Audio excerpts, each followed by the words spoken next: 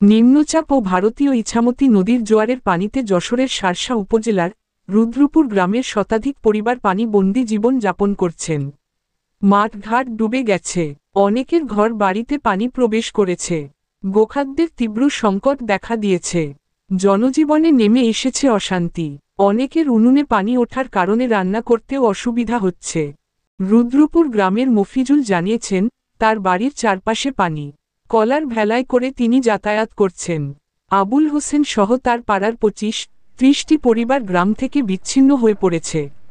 তারা এখন নৌকায় যাতায়াত করছেন, মসজিদে যেতেও নৌকায় আসতে হচ্ছে তাদের।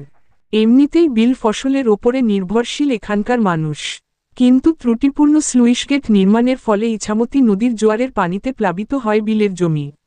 এ সমস্যা এদের ৫০ বছর ধরে চলছে। তার ওপর এবছর অতি বৃষ্টির পানি, মানুষের কাজ নেই, অনেকের ঘরে খাবার নেই, দুরবস্থার মধ্য দিন কাটছে দিন আনা দিন খাওয়া মানুষগুলোর। কি বলছে তারা শুনুন তাদের মুখে। না না, এখানে আছে উড়ত পানি। তোমাদের বাড়ি কতটা পানি? বাড়ি আছে গোস পানি। এইখানে পানি বন্দি আপনার ধরেন 25 ঘর লোক বন্দি হয়ে গেছে। এখন কোনো বেরোনোর কোনো লাইন নেই।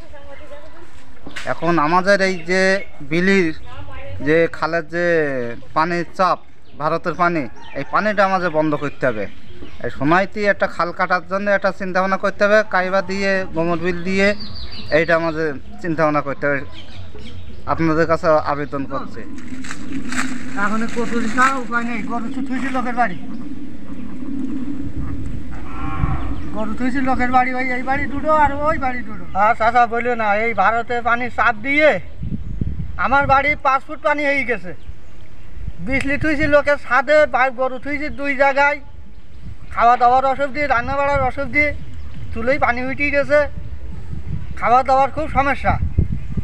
আর চাল থাকলে হচ্ছে না, এদিকে তরকারি কিনতে পারছি না, এদিকে ঘরে চাইলেও নেই। আর সরকারও তো কোনো অনুদান দিচ্ছে না। ওই বাড়ি যাচ্ছি নৌকায় করিয়ে যাইয়ে, এইবার তোমার ওই খাটের ওপরে 4 কান করে ইট দিয়েছি, স্টাডি ঘরে থাকছি, তাছাড়া কোনে থাকবো? এই পাকা রাস্তায় পানি ওঠার মতন হইগে। এইবার আমরা খুব দুর্যোগের মধ্যে পড়েছি। এরকম দুর্যোগের মধ্যে আমরা কোনোদিন পড়িনি।